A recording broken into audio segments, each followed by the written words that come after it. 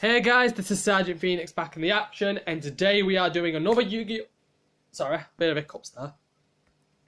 Today we're doing another Yu-Gi-Oh! Deck profile, and this time on one of my favourite characters, Zorn, on all of his Time Lords that have been developed. And if you don't know what Time Lords are, they're all level 10 fairy type monsters, which have no attack points, no defense points, but they have one of the most unique abilities I've ever seen while dueling in my life as a duelist. Because they can't be special summoned from the deck, but if you don't have any monsters, you can normal summon them without tributing any monsters. Also, they can't be destroyed in battle or card effects. You don't take the player doesn't take battle damage while they attack or they're being attacked. But if that happens, if your opponent attacks one, or they attack one of your opponent's monsters, they have a secondary effect, which makes it up. But they all have a weakness that during the standby phase, when they're face up on the field, they have to go back in the deck and you have to reshuffle. And they've made, I say, around 11 Time Lords, 10 of the main ones, 11 being the ultimate, but they have a support one called Time Maiden. They've recently made a synchro, which I'm going to get my hands on, but this deck's just like a demonstration of how powerful Time Lords can be when used correctly. But they have got a few weaknesses, and I'll show you what they are while doing the deck profile. So first, we have 3 Time Maidens, and Time Maidens, one of the main things you'd need for the Time Lord deck. Reason being, when you control no monsters, you can special summon this card from your hand. If you want to tribute summon a Time Lord, you can just use this since it'll class as 2 monsters. Also, you can once per turn, but these cards, when you can tribute these cards to activate one of their effects, which is you can add a Time Lord from your deck to your hand. But this effect is once per turn. You can banish this card from your graveyard to special summon a Time Lord from your deck, ignoring summoning conditions. And the reason it says ignoring summoning conditions is because Time Lords cannot be special summoned from the deck. They have to. So it has got a downside to it, but it is quite powerful when used correctly. And I put in nearly 2 copies of each, but 3 of them I only have 1 copy of them. Just because I need more time to make them fully. So first we have Matea, which was the first Time Lord shown on 5Ds. All the effects, what I've said, except when its extra effect, when it's involved in a battle, it sends all monsters on the field to the hand, and if you do, inflict 300 points to your damage. Oh, sorry. I thought I was going to sneeze then. Hold on. That's me. There it is. The reason its effect is good is because when this card is involved in battle, like I've said, it returns all face-up card. It returns all face-up. Returns all. Hold on, I've forgotten the effect now. Return all other monsters on the field to the hand, and if you do, it inflicts 300 points to your opponent for each card returned. And it does count, and it does include your own, so you could nearly inflict 1,500 of your opponent's 5 monsters on the field. The second card that was revealed was Lasagna. I like this card because it has a good effect. It has a quite decent burn effect. This deck's mostly a burner, and I'll show you why. Mostly, this would be one of the cards including the other one, and ones I'll recommend using for if you don't have all the Time Lords, but like having 3 copies of ones. So this card has the effect, when this card's involved in a battle, it returns all cards in your opponent's graveyard back to the deck, and they reshuffle. So if your opponent uses graveyard effects, you could use this. But just in case they don't, its other effect is good.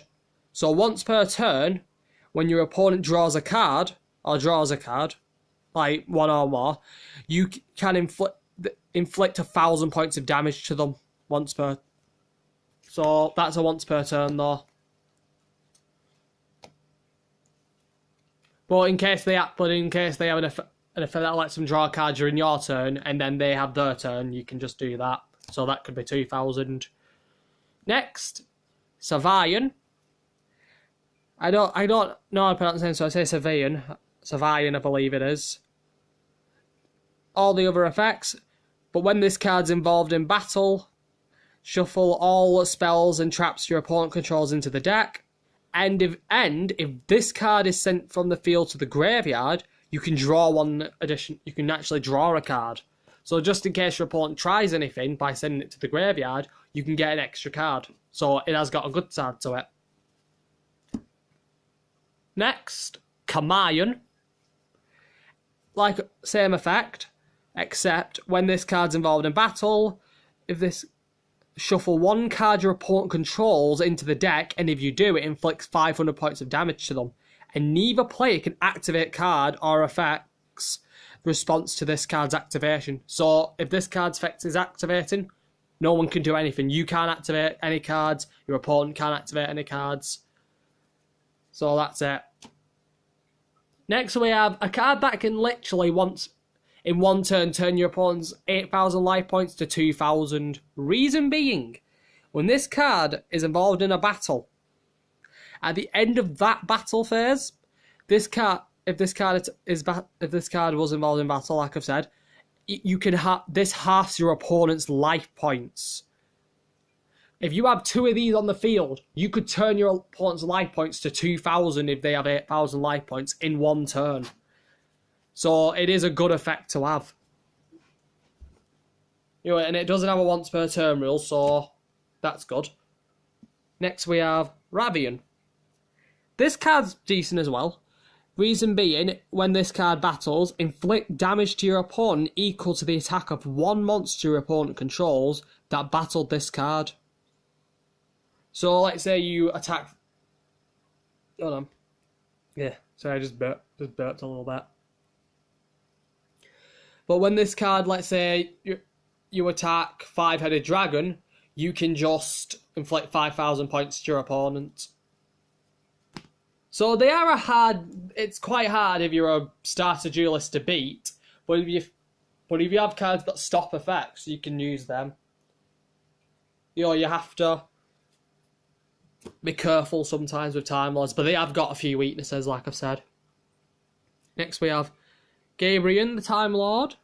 And this card's effect, when it gets involved in battle, this returns shuffle as many cards your opponent controls as possible into the decks.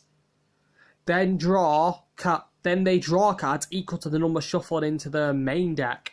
So let's say they have all special summon monsters from the extra deck.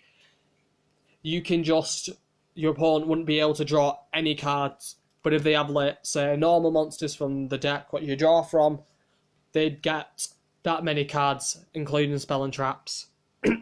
Sorry. And these are the one of each, for reasons being, I'll show you why. We have Son Dion.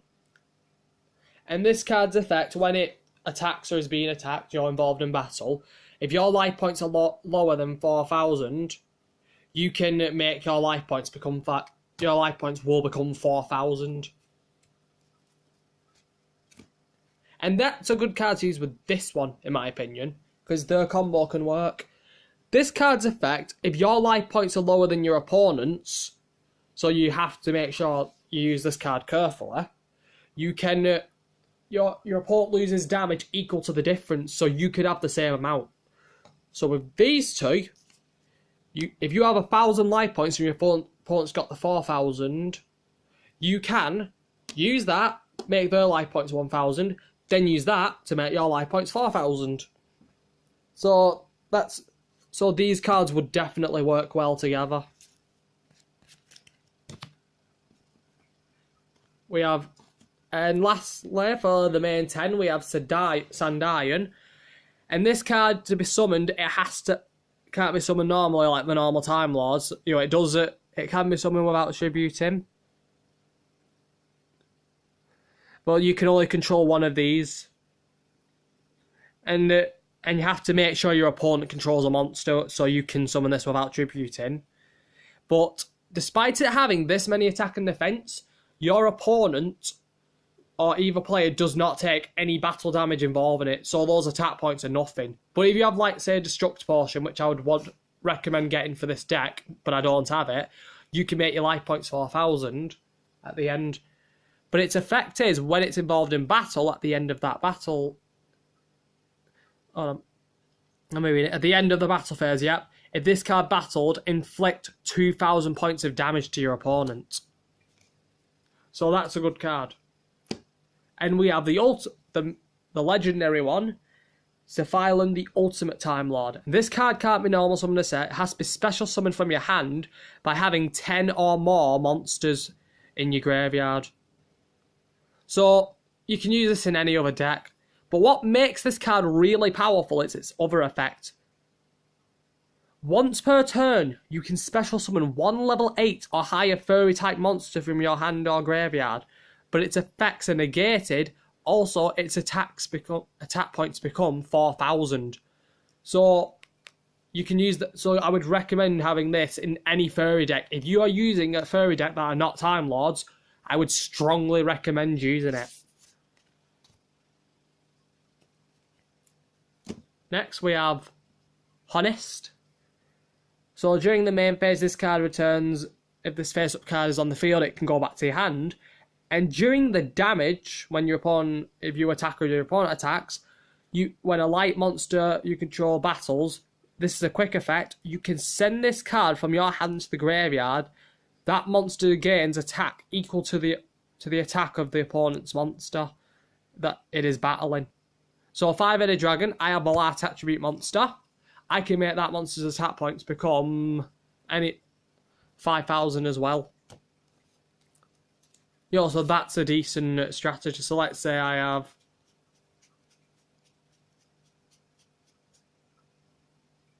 Son Dion, and my opponent uses it. That's it. I could use it for this one as well.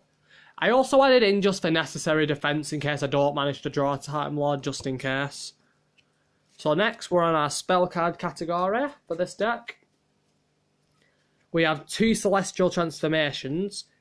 And this card's good because it's a quick effect which lets you special summon one Time Lord. But its attack points are cut in half, and during the end phase, it's destroyed. But the reason you can use this on Time Lords because they don't have any attacks, so they don't lose anything, and they can't be destroyed by card effects, so that would be a good card to put in.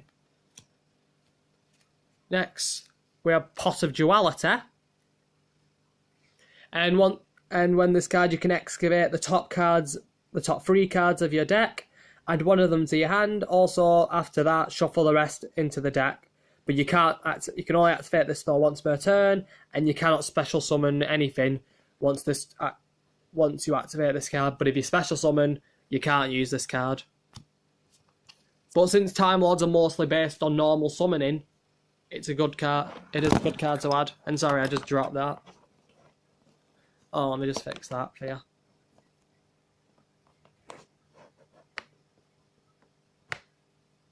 Hold on, let me just fix this. I ended up making it fall.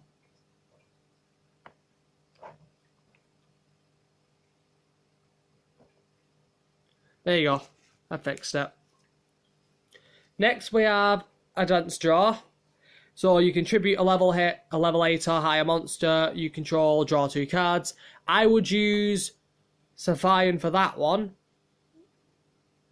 I would use this Time Lord for this one, because that lets you draw a card when it's sent from the field to the graveyard, and that can let you draw 2 extra, so you can get a total of 3 cards in that one turn.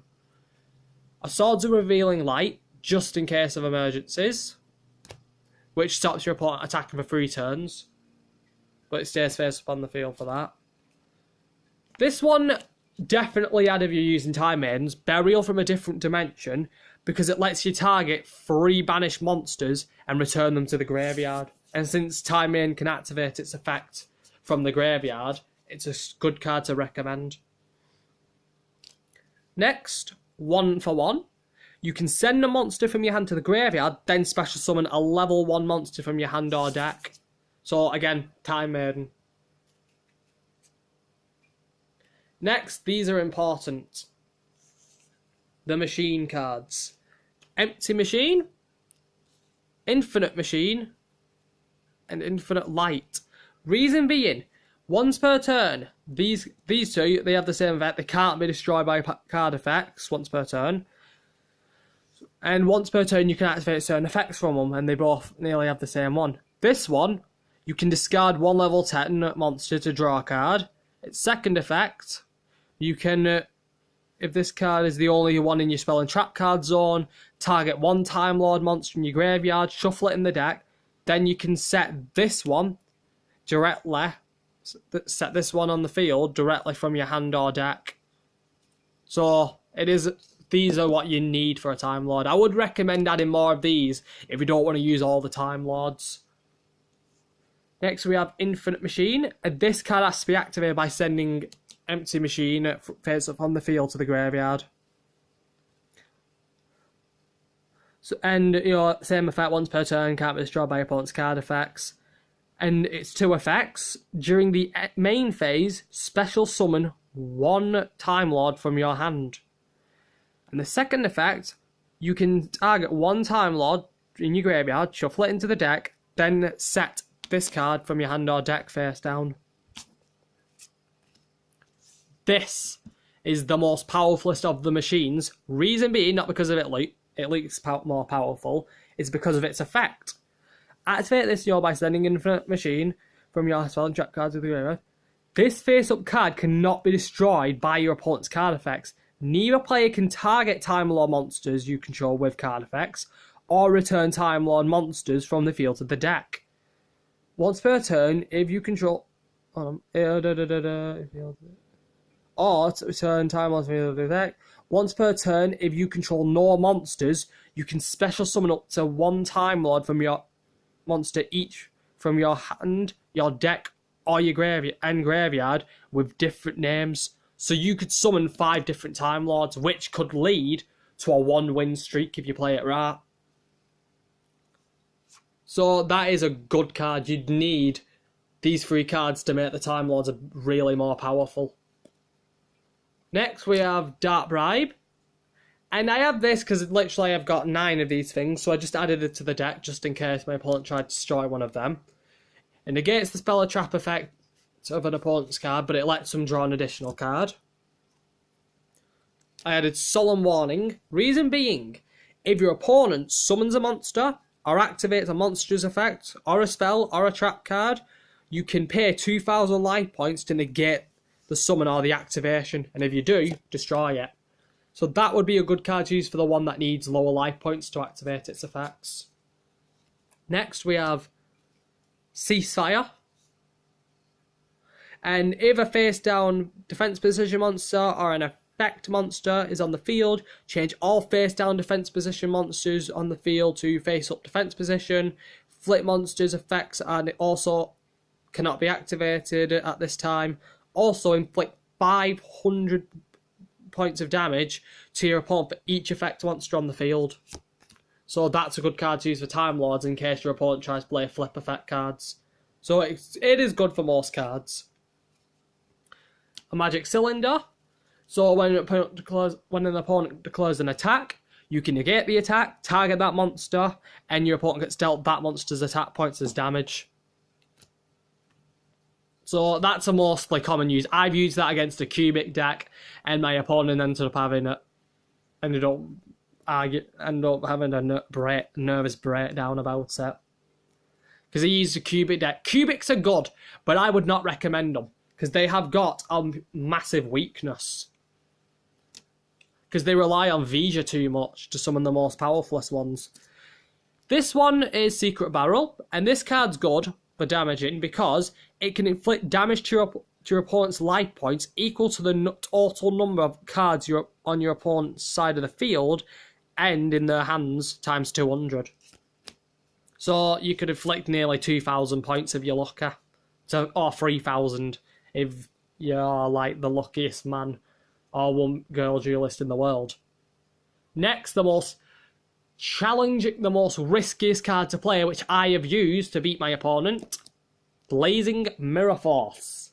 The reason it is the most riskiest card, I think, in the history of dueling, because when an opponent's monster declares an attack, destroy as many attack position monsters your opponent controls as possible, and if you do, you take damage equal to half of the combined original attack of those destroyed monsters, then inflict to your opponent equal to the damage you took. So you take the damage first, and then your opponent takes the damage. So you'd have to make sure you've got double the amount, you've got higher than that, and your opponent has got lower than that. So you have to use math really carefully when using that.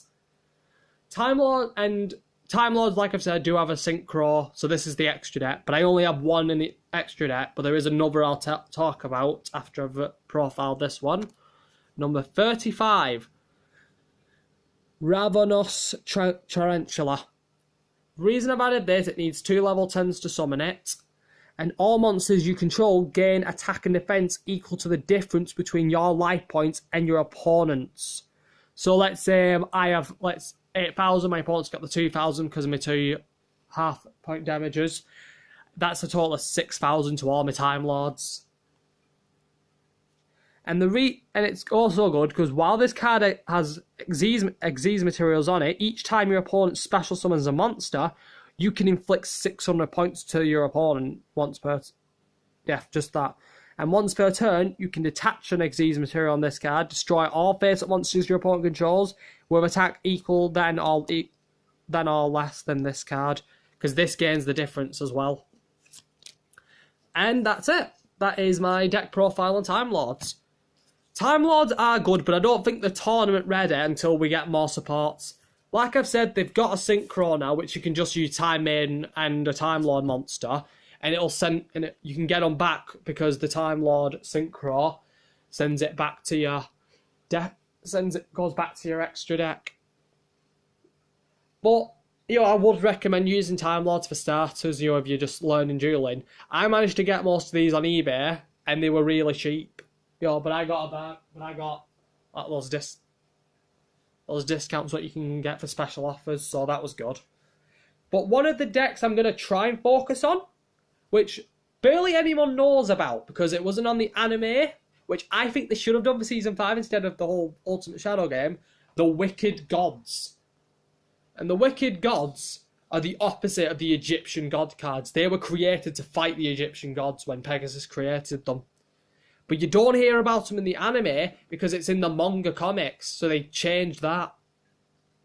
Because on the manga comics, Pegasus died, and his adopted son, I believe, or one of his relatives who was adopted, finished the creation of the Wicked Gods, and used one of them. He used the Wicked Avatar, which was based on Ra's sphere mode, and it looks like an Eclipse monster. They had Dreadroot, which was based on Obelisk, and you have a Razor that is based on Slifer. So when you think of the Wicked Gods or the evil gods, you think of the Egyptian gods' evil counterparts. But I am going to do more deck profiles probably tomorrow as well. If we can hit 20 to 30 subscribers as soon as possible, I will do a full story deck profile on one of the best characters in 5Ds, Yusei Fudo. And this is all you're going to see for the deck until we hit those subscribers. The next profile I'm going to do is either Supreme King Zark or Ancient Gears. And it's your choice which one you pick. So as soon as this video goes and you find it and you want to pick one of these, pick which deck you want me to profile next. It could be this, and I've modified the deck so it's more fusion based and more Gay Golem based, or Zark, which is almost the most powerful creature in the history of dueling. It's your choice. So until then, pick one, comment down below, like and subscribe, because this is Sergeant Phoenix, over and out.